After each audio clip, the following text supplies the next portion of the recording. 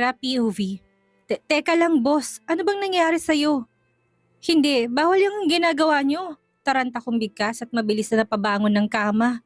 Nasaan ang kumot ko? Bakit naka-expose ng hita ko sa mga mata ng boss ko? No, walang bawal Sara.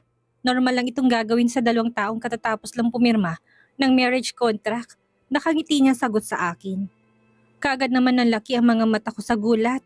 Dali-dali kong hinila pababa ang nakalislis na laylayan ng aking dress at akmang bababa ng kama nang marinig kong huling katagang binitawan niya. Ano? Anong sabi mo? Mag-asawa? Nagtataka kong tanong sa kanya. Nananaginip ba siya?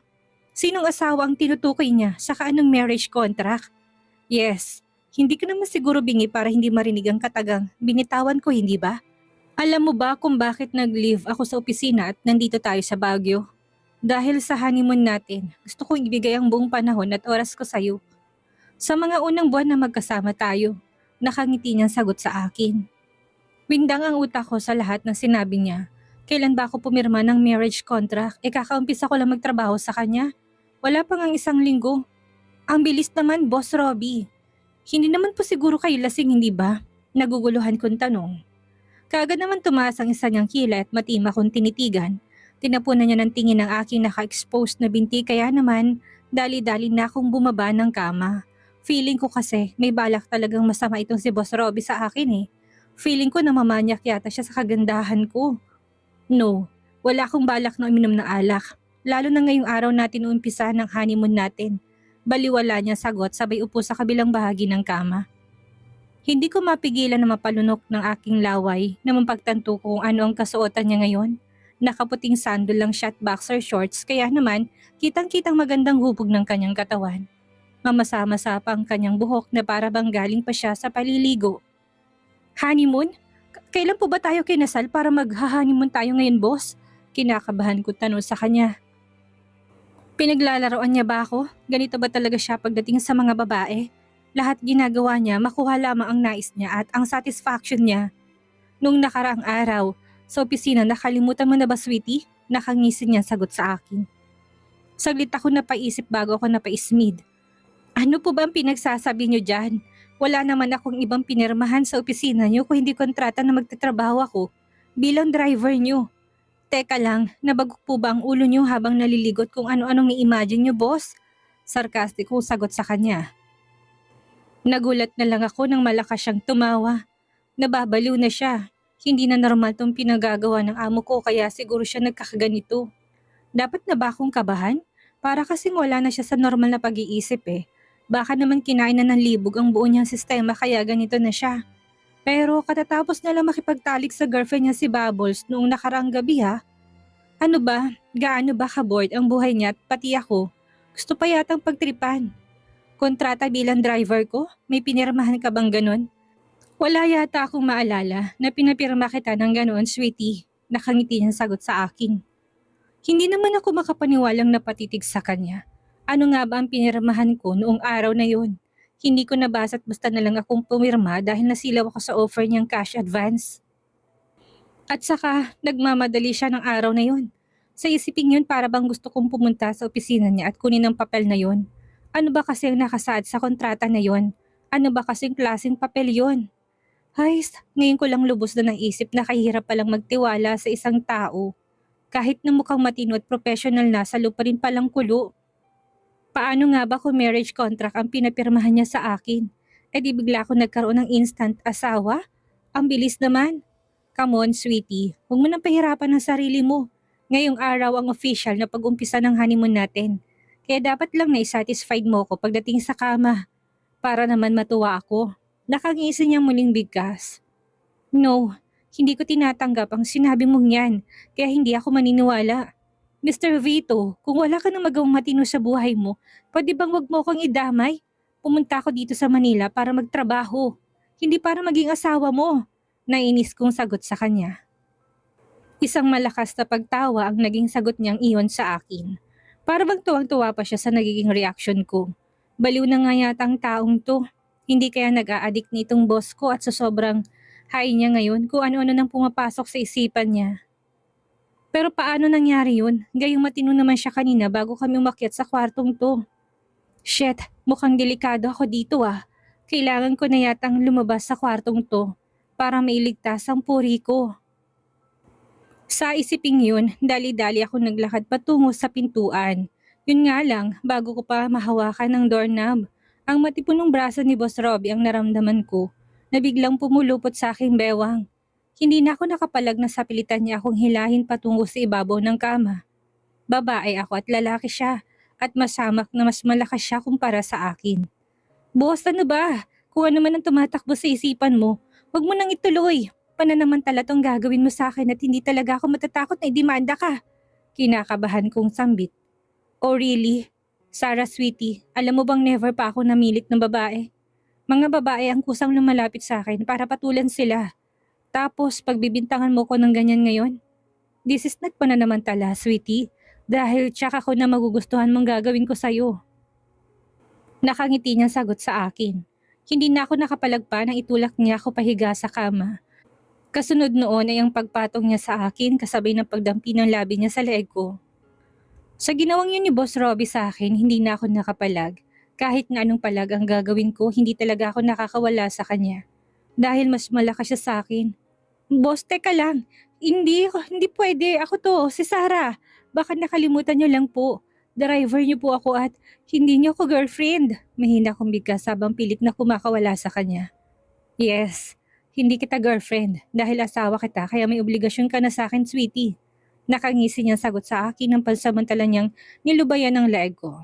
Kakaibang kislapang nakikita ko sa mga mata niya kaya hindi ko maiwasang makaramdam na matinding kaba. Ano po ba yung mga pinagsasabi niyo? Hindi mo ko girlfriend at lalong hindi mo ko asawa. Hindi ako.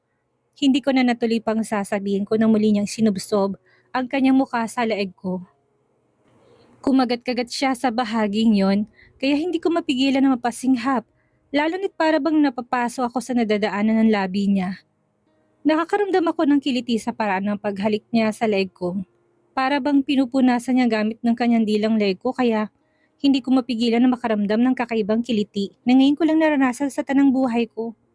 Isa pa sobrang init ng dila niya at kahit napilitin ko umiwas hindi talaga kaya. Nakadagan siya sa akin at hawak niya ako sa magkabilaan kong kamay. Kaya gustuhin ko mang pumalag, hindi ko talaga magawa. Isa pa sa inaalala ko ay gahibla na lang pagtitimpi ko. Kaunting-kaunti na lang talaga at bibigay na ako.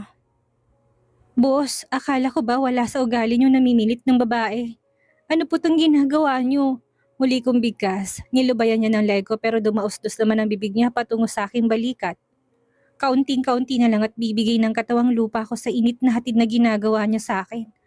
Ang bawat pagnampi ng labi niya sa balat ko'y nagiiwan yun ng kakaibang init sa buo kong pagkatao na ngayon ko lang naranasan. Nakakakuryente na masarap, basta mahirap explain at hindi ako ganun katanga para hindi malaman kung anong nais niya sa akin. Yes, pero exempted ka doon. Tutal naman asawa na kita, narinig kong sambit niya. Hindi naman ako makapaniwala sa narinig ko sa kanya. May ganun ba siyang excuses? Exempted daw ako dahil mag-asawa kami? Pauso niya bang ganitong klaseng gawain? Hindi nga hindi ako maniniwala. Bigkas ko na parang effective naman dahil naramdaman kong paghinto niya sa pagpapak sa balat ko at biglang umalis sa pagkakadagan sa akin. Dali-dali naman akong bumangon at dumistansya sa kanya. Babae ka ba talaga? Seryosong tanong niya sa akin. Hindi ko naman mapigilan ng kaagad na mapairap sa kanya. Hindi niya lang nakuha ang gusto niya sa akin.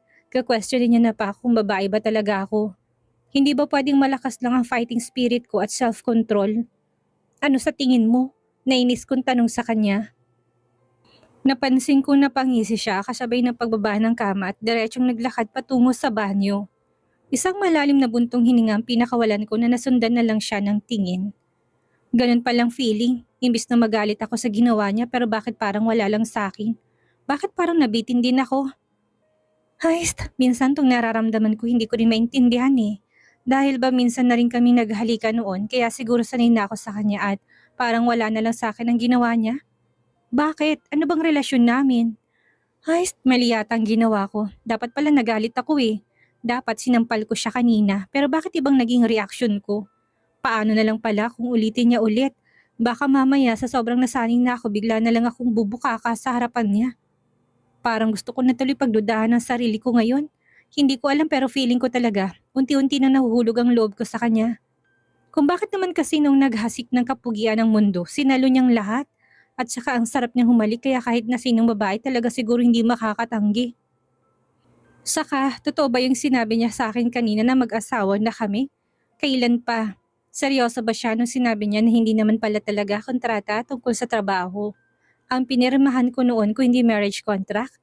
Sa isipin yun, mabilis akong napatayo ng kama. Napasulyap ako sa pintuan ng banyo bago ako naglakad patungo sa may bintana at dumungaw sa labas. Mula sa kinatatayuan ko, kitang-kita kung gaano kagandang paligid.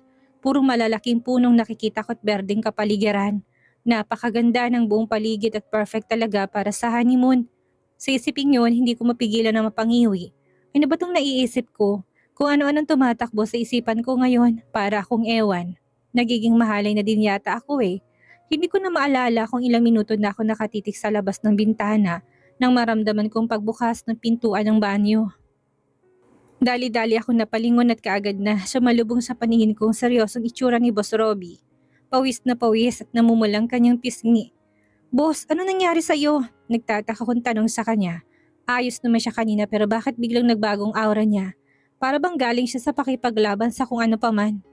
Kung hindi mo sana ako binitin kanina, hindi sana ako dumaan sa ganitong sitwasyon. Halata ang yamot sa boses niyang bigkas habang naglalakad siya patungo sa walk-in closet at mabilis na pumasok sa loob. Tulala ko naman siyang nasundan ng tingin. Anong nangyari sa taong yon? Bakit kumasta para bang kasalanan ko pa? Heist, ano na naman ang ginawa ko? Ano bang ginawa niya sa banyo at bakit parang pagod siya? Pagkatapos magpalit ng damit ni Boss Robbie kanina, kaagad na rin siya nagyaya na umalis. Hindi niya na rin ako kinibo pa, kaya hinayaan ko na. Siya ulit ang nag-drive, kaya naman wala akong choice kung hindi pagbigyan. Gusto niyang pahirapan ng sarili niya kaya bahala siya at huwag niya akong idamay. Yun nga lang hindi ko naman malaman kung saan kami patutungo. Napapansin ko kasi na kanina pa pabalik-balik ang sasakyan namin eh. Halos nakatatlong ikot na kami nang mapansin kong pinasok niyang kotse sa parking ng isang malaking mall at pumarada. Para kami magsyota na nagkatampuhan. Wala kasi kaming imik sa isa't isa na naglakad papasok sa loob ng mall. Nagtaka pa nga ako dahil dumiretso kami sa isang jewelry shop at gusto kong magtanong. Naunahan naman ako ng hiya. Baka kasi wala lang ako matinong makuhang sagot sa kanya eh. Mainit nga ang ulo hindi ba kaya nakakatakot siyang kausapin. "Good morning sir, ma'am." Narinig kong bigkas ng mga staff pagkapasok namin.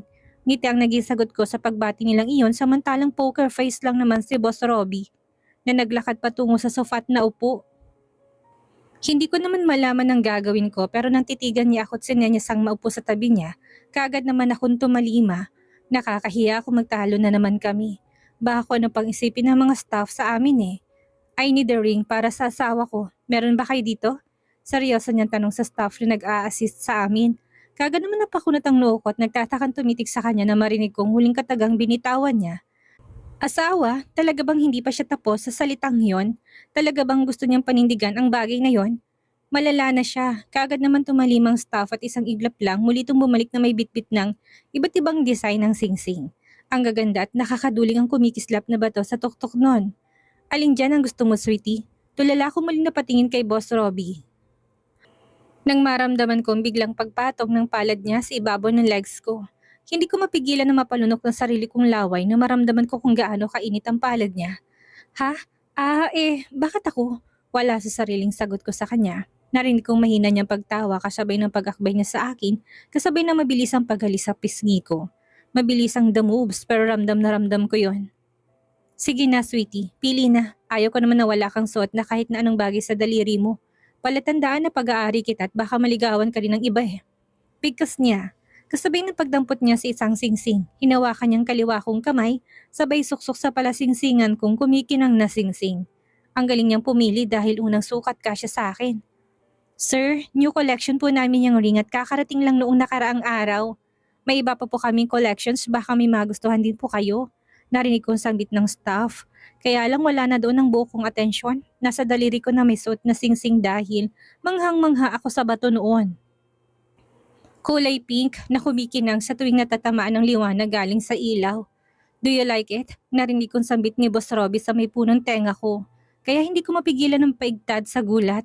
Ramdam ko kasi ang init ng hininga niya na tumatama sa may leeg ko. Oo sana, maganda boss. Magkano kaya to? Gusto ko eh. Nakangiti ko sagot sa kanya. Cash advance na lang ulit. 50,000 ang sahod ko monthly at kayang-kaya ko naman siguro tong bayaran eh. Okay, as you wish, sweetie. Bibilin natin yan. Narinig kong bigas niya kasabay ng muling paglapit ulit ng staff na may daladalang bagong set ng jewelry. Kaagad na nato ng atensyon ko sa kulay puting kwintas na may kumikinang na mga bato. Parang maganda siyang i-partner sa singsing ko dahil magkasing kulay sila pati na rin ang bato. Here, try mo to sweetie. Bigas niya sabay dampot sa kwintas na nagustuhan ko at siya na mismo naglagay sa leeg ko. Hindi na ako pumalag dahil gusto ko rin namang magsukat. So sinabi ko na kanina 50,000 ang sahod ko, kaya naman kaya ko tong bayaran. Wala naman sigurong masama kung mag-i-invest ako ng alahas, hindi ba? Narinig kong magandang investment ito kaya wala naman sigurong masama kung makiuso ako. Char, at saka pansin ko lang, parang biglang nawala na naman ang init ng ulo ng boss ko. Nasa mood na siya ulit ngayon at nakangiti siya sa akin. Sa sobrang sweet niya sa akin ngayon, parang gusto ko nang sakyan ng pagiging wala sa sarili niya ngayong araw. Parang gusto ko nang pumayag at maniwalang mag-asawa kami. Kahit ngayong araw lang, total naman siya naman ang nag-i-insist eh. Gusto ko ring maranasan kung paano ba talaga mag-alaga ang isang Robbie Vito. 28 million pesos sir, narinig kong bigkas ng staff pagkatapos kong marinig ang sagot niya sa tanong ni Boss Robbie kung magkano halaga ng kwintas at singsing na suot ko. Nasaya na ako sa kwintas at singsing kaya kahit na anong pilit sa akin ni Boss Robbie na mamili para ako hindi ko na talaga ginawa. Natatakot kasi ako na baka hindi ko rin kayang bayaran. Kaya lang pagkatapos kong marinig ang presyo ng suot ko ng alahas, ay para bang bigla ko nahirapang huminga. Nagumpisang mamawis ang noo ko kasunod ng aking dalawang palad dahil sa pinaghalong damdamin na kaagad na lumukob sa puso ko. Pagkamangha, gulat at kaba. 28 million? 28 million ang dalawang alahas na suot-suot ko ngayon. Sinong hindi nervyusin gayong mas mahal pa pala to sa buhay ko. Kahit na 50,000 ang sahod ko buwan-buwan, malabo pa sa kalabaw ng pusit na mabayaran ko to.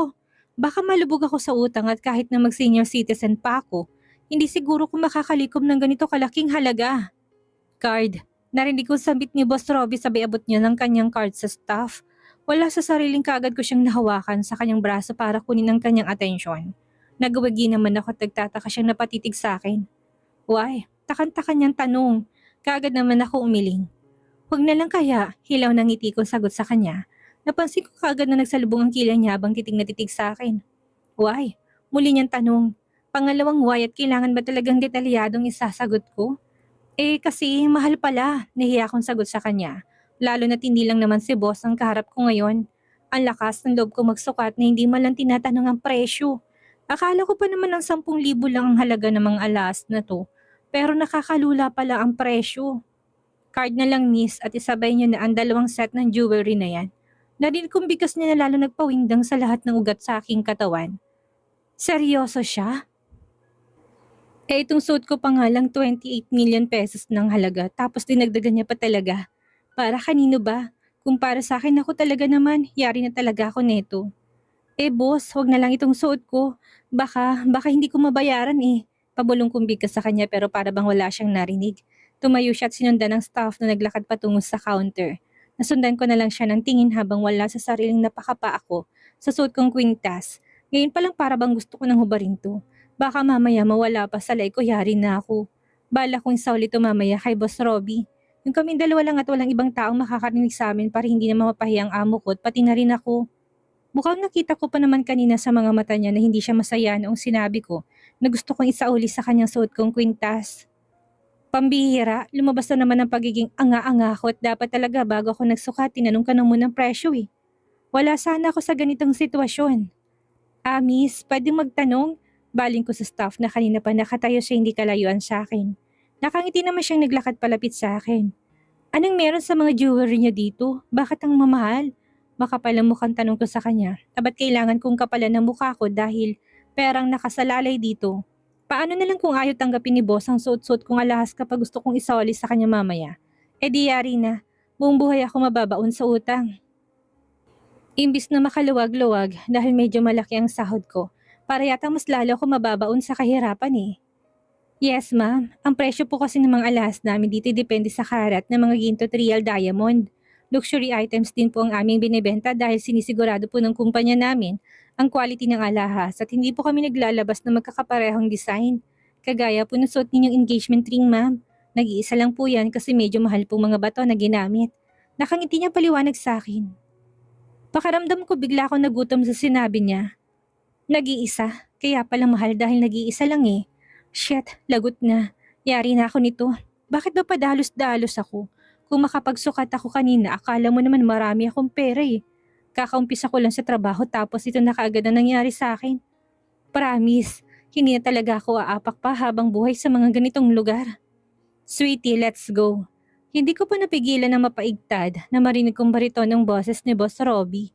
Naglalakad na siya palapit sa akin habang may bitbit na 2 pirasong paper bag na may logo ng jewelry shop kung saan kami ngayon. Sa paglabas namin ng jewelry shop, para naman akong tanga, napilit na pumapantay sa paglalakad ni Boss Robbie. Nakahawak ako sa suot-suot kong kwintas sa takot na baka. May snatcher dito sa loob ng mall at makuha ang suot kong kwintas na nagkakahalaga ng milyon. Simula nung nalaman kong presyo na nasabing kwintas, hindi na ako nagkaroon pa ng peace of mind. Para bang anumang sandali, atakihin ako sa puso. Matangkad na tao itong si Boss Robbie, kaya naman ang haba din ng hakbang niya. Boss, pwede bang dahan-dahan lang sa paglalakad? Hindi ko na natiis pang bigkas sa kanya. Pambihira, bakit ba siya nagmamadali? May pupuntahan pa ba kami? Why? Tanong niya sa akin sabay tigil sa paghakbang. Seryoso siyang humarap sa akin kasabay ng pagtaas ng kabilang sulok ng labi niya.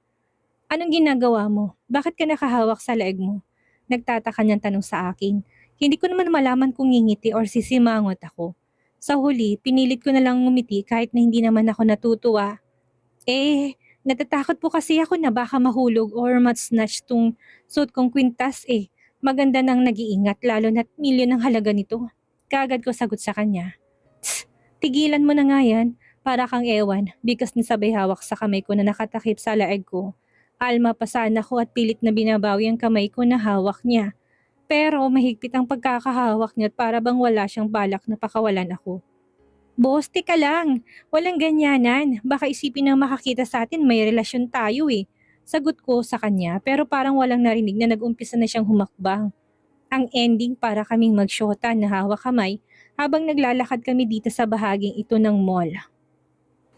Naiilang man sa mga pinupukol na tingin sa amin ng mga nakakasalubong namin, pilit ko na lang na-inignore yun. Baka kasi magalit si boss at bigla na lang akong iwan. Mas nakakatakot yun, baka ma-hold up ako. Robbie, pinsan! Sabay kami natigil sa paghakbang ni Boss Robbie ng isang seryosong boses ang tumawag sa pangalan niya. Kagad na hinanap ng mga mata kong may-ari ng boses na yun at hindi ko mapigilan. Ang mapasinghap na tumambad sa paningin ko ang nakangiting itsura ng pinsan ni boss na si Brian Adam. Naglalakad palapit sa amin habang hindi pa rin mawala-wala ang ngiti sa labi kaya naman litaw ang dimples niya sa magkabilaan niyang pisngi. Shit, itsura pa lang mukha na siyang mabango. Kung gwapo si Boss Robbie, gwapo din naman itong si Sir Lucio. Ang pagkakaiba lang nila, dalawang mukha mas bata si Sir Lucio, unlike kay Boss Robbie na para bang palaging sinasagniban ng topak. Anong ginagawa mo dito sa Baguio? Seryosong tanong ni Boss Robbie sa kanyang pinsan. Kita mo tong lalaking ito, imbis na kamustahin niyang pinsan niya, ibang katagan lumabas sa bibig niya. Invited din ako ni Tita Priscilla para sa birthday niya. Ikaw, anong ginagawa mo or ninyo dito? Nagtakang tanong naman ni Lucio sa pinsan niya. Obvious ba? Pinagsha-shopping ko ang asawa ko. Tsaka nakalimutan mo na yata anak ako ni Mommy. Kaya normal lang na nandito ako sa Baguio. Baka sa boses ni Robbie ang sarcastic habang sinasabing katagang iyon. Ang sarap niyang kurutin sa singit. Bakit bang sungit niya? Naayos na nakipag-usap sa kanyang pinsan niya at kung makasagot, akala mo inaaway siya. Ang bata niya pa para umakto na para bang malapit na siyang mag-menopause. Asawa? Sino? Nag-asawa ka na? Bakit parang hindi namin to alam? Nagtatakang tanong ni Sir Lucio sa pinsan niya. Kaagad ko namang naramdaman na lalong humigpit ang pagkakahawak sa akin ni Boss Robbie. Akala mo may gustong umagaw sa akin sa kanya eh. Wala ka na doon. Don't worry. Sa actual wedding namin, ikaw ang kukunin kong best man. Sarcastic pa rin ang tono ng boses niyang sagot kay Lucio kaya naman malakas na natatawa ang pinsan niya. Hindi ko naman mapigilan na mapangiwi. Kakaiba din ito si Sir Lucio. Wala namang nakakatawa pero kung makatawa ngayon akala mo wala nang bukas. What? Actual wedding? Don't tell me ginamitan mo na pang ibabawal na teknik si Sarah. Natatawang tanong ni Robbie. Shut up, hindi yun pinagbabawal na teknik. Sadyang sigurista lang ako. Seryosong sagot ni Boss Robbie na lalong nagpahagalpak ng tawa kay Sir Lucio. Red flag. Kung makatawa naman tong si Sir Lucio, akala mo may nakakatawa eh. Ang babaw naman ng kaligayahan niya. Grabe. Shit, yun na nga bang sinasabi ko. Kakaiba ka talaga pinsan. Bilib na talaga ako sa'yo. Nalingat lang ako ng konti, nabihag mo na pala kagad ang crush ko na si Sarah. Bulgar na sagot ni Sir Lucio. Nalabis kong ikinagulat. Ano daw? Crush niya daw ako? Kailan pa? Shit, parang gusto ko na tuloy bumilib sa kaganda ko. Imagine anak ng bilyonaryo nagka-crush sa akin. Makabili nga ng makeup, mali mo naman magkasungkit ako ng mayaman na willing akong gawing prinsesa. Eh di tapos ng problema ko. Mababayaran ko na kagad itong suot-suot kong kwintas kay Boss Robbie. Libre na ako, ligtas pa ako sa pangmamanyak niya sa akin.